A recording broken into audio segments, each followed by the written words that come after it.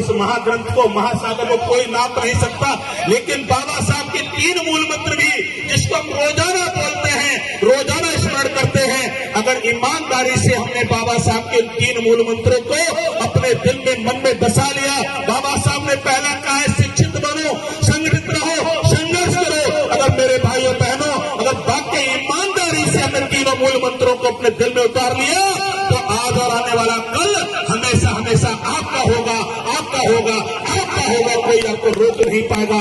मेरे मित्रों, बाबा साहब ने आज जो कुर्सी हमको मिली है, डीपी भारती इस मंच से बोल रहा है, इसमें मेरा कुछ नहीं है, इसमें अगर देन है तो परम पूज्य बाबा साहब की देन है, वरना मेरे कोई औकात नहीं होती कि एटा मार के मैं सम्मानित हो रहा होता। और साथियों, बाबा साहब ने जो आज हमें सम्मान दिया है, वो कहीं किसी गोदाम से ला करके नहीं दिया है। अरे बाबा साहब ने जीवन में वो कठिनाइयां, वो मुसीबत उठाने का काम किया, जिनका हम कभी अपने शब्दों में वर्णन भी नहीं कर सकते, उनका हम चर्चा भी पूरा करें तो नहीं कर सकते।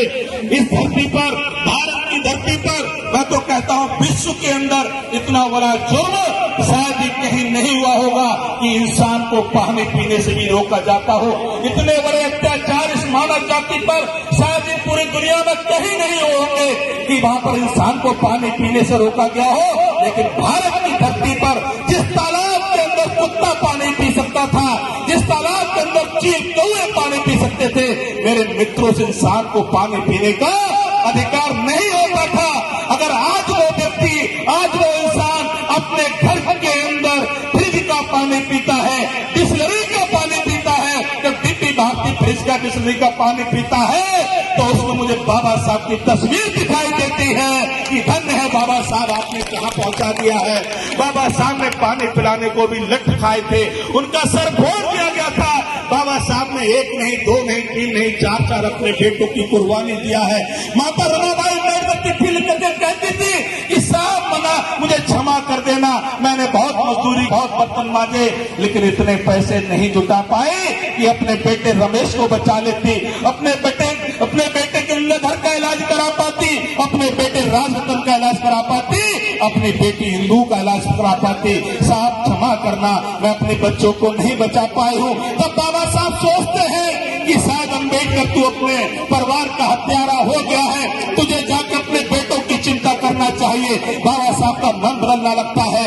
4 बच्चों की जब मौत हो जाती है, लेकिन फिर बाबा साहब का दिल धड़कता है, बोले नहीं अम्बेडकर, अगर तू अपने पुत्रों के मुंह में चला गया तो तेरा परिवार तो बच सकता है, लेकिन हजारों सालों से इस देश के अंदर, कश्मीर से लेकर कन्याकुमारी तक, इन हजारों सालों से इन करोड़ों लोग के बेटे मर जाते हैं, उनको कोई पैदा करने वाला नहीं होगा।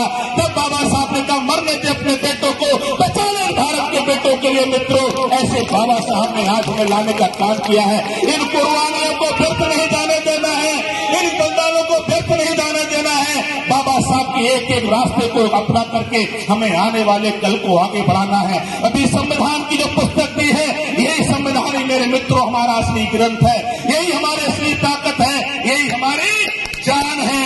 इसको पढ़ना होगा, इसकी सुरक्षा करनी होगी, तभी हम आगे रह सकते हैं। मैं दिल की गहराइयों से सुना आप सभी के चरणों में नमन करता हूं, वंदन करता हूं, मंच का आभार व्यक्त करता हूं।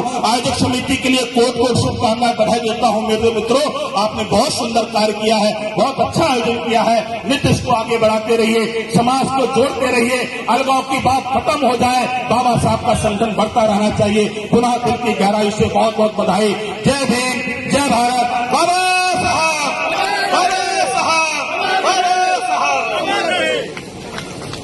बहुत बहुत साधुवाद परम आदरणीय डीपी भारती जी का। निश्चित ही आप सब लोग